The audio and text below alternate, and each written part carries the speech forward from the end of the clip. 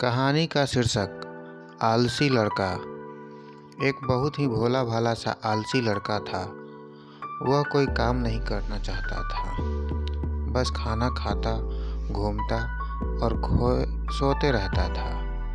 एक दिन उसे किसी ने बताया कि एक आश्रम है जहाँ पर कुछ नहीं करना पड़ता है और हर दिन 2 समय का खाना और नाश्ता मिलता है।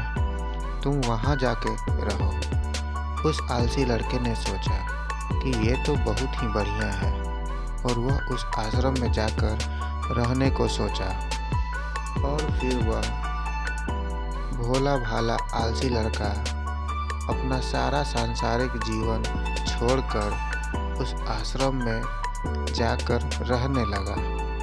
आश्रम में गुरुजी रहते थे। वह कुछ समय सबको प्रवचन देते हैं। वह आलसी लड़का सुनता था, बाकी समय आराम करता था और फिर भरपेट खाना खाकर सो जाता था। ऐसे ही उस लड़के का दिन गुजरता गया। एक दिन उस आश्रम में कुछ भी नहीं बना। नाश्ते के समय नाश्ता नहीं मिला। उसने सोचा, नाश्ता नहीं मिला, भोजन तो मिलेगा। और भोजन के समय भी उसे भोजन नहीं मिला। लड़का दौड़ करके गुरुजी के पास गया और उसने पूछा कि आज भोजन क्यों नहीं बना।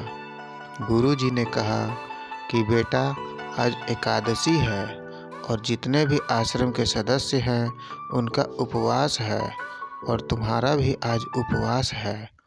आज भोजन नहीं बनेगा।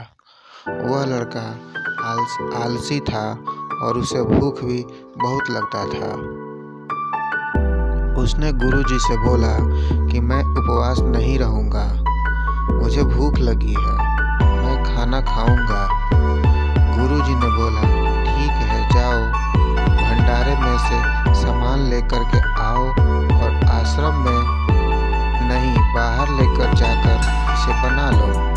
लेकिन याद रखना, भोजन बनाने के बाद सबसे पहला भोग भगवान को लगाना और फिर तुम प्रसाद पाना। वह लड़का बोला, ठीक है, और वह फिर अनाज लेकर नदी की ओर पहुंचा। भोजन पकाने लगा, तैयार हुआ। उसके बाद कहने लगा कि भगवान श्री राम आइए, पधारिए, भोग लगाइए। अब जब उसे लगा कि भगवान तो आ नहीं रहे हैं, तो फिर कहने लगा कि मुझे मालूम है आपको तो अच्छा खाना खाने की आदत है, मैं नहीं बना पाया, मुझे अच्छा भोजन बनाने भी नहीं आता, लेकिन जो भी रूखा सूखा बना है आकर खा लीजिए। भगवान श्री राम उसकी सरलता पर बहुत ही प्रसन्न हुए और उस लड़के को दर्शन दे दिए। उसने देखा कि भगवान श्री राम आए हुए हैं और उनके साथ में माता सीता भी आई हुई हैं। लेकिन लड़के ने सिर्फ 2 लोगों के लिए ही भोजन बनाया था, एक अपने लिए, दूसरा भगवान के लिए। अब क्योंकि भगवान के साथ माता सीता भी आई हुई थी, तो उसने उस भोजन को माता सीता और भगवान के सामने ग्रहण करने के लिए रख दिया। भगवान श्री राम और माता सीता ने भोजन किया और उसके बाद जब वह जाने लगे तो वह भोला सा आलसी लड़का बोला कि प्रभु, आप आए, दर्शन दिए, बहुत अच्छा लगा। मुझे खाने को कुछ नहीं मिला, लेकिन कोई बात नहीं। लेकिन आपसे एक विनती है कि अगली बार जब आप आएंगे तो कितने लोग आएंगे, ये बात बता दीजिएगा, ताकि मैं उतने के लिए भोजन बनाकर रख सकूं। भगवान श्री राम मन ही मन मुस्कुराए और फिर अंतर ध्यान हो गए। लड़का आश्रम गया, दिन बीतता गया और फिर एकादशी का दिन आया और इस बार उसने 3-4 लोगों के लिए अनाज लेकर के खाना बनाने के लिए नदी के किनारे पहुंचा और उसने बड़े प्रसन्नता से भोजन बनाया और इंतजार करने लगा कि प्रभु आइए और भोग लगाइए। इस बार लड़का देखता है कि भगवान श्री राम पूरा राम दरबार लेकर के आए हैं। जैसे माता सीता, लक्ष्मण, भरत, हनुमान जी और सभी लोग आए हैं। लड़के ने 3-4 लोगों का भोजन बनाया था और इस बार भी भोजन कम पड़ गया। लड़के ने निराश होकर के भोजन को भगवान प्रभु के आगे रख दिया और उन्होंने भोजन किया और फिर चले गए। इस बार भी लड़का फिर से भूखा रह गया। अब लड़का फिर आश्रम गया। दिन बीतता गया और फिर एकादशी का दिन आया। इस बार गुरुजी से कहने लगा कि गुरुजी, मुझे इस बार थोड़ा ज़्यादा अनाज चाहिए। गुरुजी सोचने लगे कि यह इतना सारा अनाज का करता क्या है, कहीं इसे बेचता तो नहीं है। फिर उन्होंने कहा कि ठीक है, भूख से परेशान रहता है। लड़के ने कहा कि नहीं गुरुजी, मैं भूख से परेशान नहीं रहता हूँ। प्रभु के साथ बहुत से लोग आते हैं, उनको भी तो भोजन कराना पड़ता है।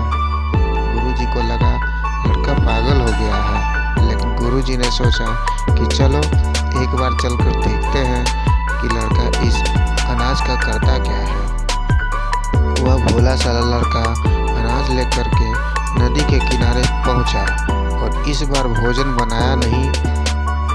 उसने सोचा कि प्रभु हर बार ज़्यादा लोग को लेकर के आते हैं, इस बार वह जितने भी आएंगे खुद बना करके भोग लगा लेंगे। और फिर प्रेम से प्रभु को बुलाने लगा। गुरुजी ने यह सब छुप कर देख रहे थे कि ये भोजन तो बनाया नहीं और प्रभु को बुला रहा है। लेकिन लड़के ने देखा कि इस बार प्रभु के साथ बहुत से लोग आए हुए हैं, तो उसने प्रभु के सामने हाथ जोड़ करके कहा, प्रभु माफ़ करना, आप बहुत सारे लोग आते हो, मुझे संख्या पता नहीं होती है और मेरी हिम्मत भी नहीं होती है इतने सारे लोगों के लिए भोजन बनाओ।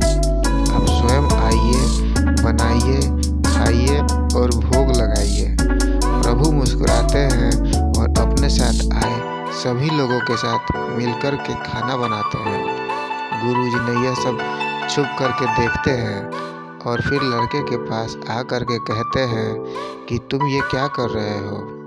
लड़का कहता है कि गुरुजी, आपको दिख नहीं रहा है, भगवान श्री राम पधार चुके हैं, माँ सीता आई हुई हैं, हनुमान जी भी आए हैं और सभी लोग आए हैं, भोजन बना रहे हैं। गुरुजी ने बोला कि पागल हो गए क्या, मुझे तो कोई नहीं दिख रहा है। लड़का गुस्सा हो गया और बोला, प्रभु आप ये क्या कर रहे हो, एक तो मुझे भूखा रखा है और गुरुजी को दर्शन नहीं दे रहे हो, जो मुझे पागल समझ रहे हैं। कृपया करके गुरुजी को दिख जाओ। भगवान बोले, नहीं, मैं इन्हें नहीं दिख सकता। लड़का बोला, क्यों नहीं दिख सकते, मेरे गुरुजी तो बहुत महान हैं, बहुत बड़े ज्ञानी हैं और ज्ञाता है। भगवान बोले, हाँ ज्ञानी और ज्ञाता होंगे, लेकिन तुम्हारी तरह सरल नहीं है। जो सरलता तुम में है वो तुम्हारे गुरुजी में नहीं है। लड़के ने ये बात गुरुजी से कह दी कि भगवान श्री राम कह रहे हैं कि आप में सरलता नहीं है, आप मेरी तरह सरल नहीं है, इसलिए आपको नहीं दिख सकते। गुरुजी की आंखें नम हो गई और रोने लगे और बोले कि बिल्कुल सही कहा, मेरे अंदर तुम्हारे जितना सरलता नहीं है। और फिर माफ़ी मांगने लगे कि भगवान ने गुरुजी को दर्शन दिया। ये कहानी हमें सिखाती है कि जीवन में सरलता सबसे आवश्यक है। जितने सरल बने रहेंगे उतना जीवन में आगे बढ़ते चले जाएंगे। जब आप सरल होते हैं तो आप खुद भी मुस्कुराते हैं और दूसरों को भी मुस्कुराने की वजह देते हैं। आज के लिए बस इतना ही। धन्यवाद।